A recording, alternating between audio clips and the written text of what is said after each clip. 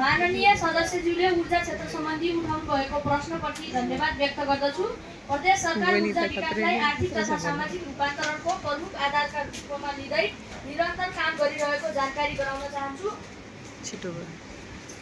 प्रदेशभित्र रहेका जलविद्युत, सौर्य तथा लघु जलविद्युत आयोजनाहरूलाई विस्तार र स्तरोन्नति गर्ने नीति लिएको छ। विशेष गरी ग्रामीण तथा दुर्गम बस्तीहरूमा भरपर्दो र गुणस्तरीय विद्युत सेवा पुर्याउन प्रसारण लाइन विस्तारलाई तीव्रता दिएको छ। हाल केही क्षेत्रमा देखिएको नियमित विद्युत अवरोध र भोल्टेज समस्यालाई समाधान गर्न सम्बन्धित निकायसँग समन्वय गरी प्राविधिक सुधार तथा मर्मत कार्यलाई निरन्तरता दिएको छ। साथै सौर्य ऊर्जा जस्ता वैकल्पिक ऊर्जाको प्रयोगलाई प्रोत्साहन गर्दै विद्युत पहुँच नभएका बस्तीहरूमा विस्तार गर्ने कार्यक्रम अघि सारिएको छ।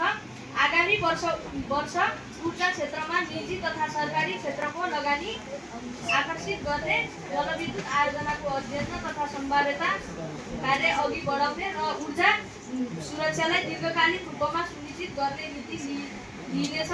प्रदेश सरकार सबै नागरिकलाई सर्वसुलभ, भरपर्दो र दिगो ऊर्जा सेवा उपलब्ध गराउन पूर्ण प्रतिबद्ध रहेको बेहोरा सम्मानपूर्वक जानकारी गराउँछु। धन्यवाद।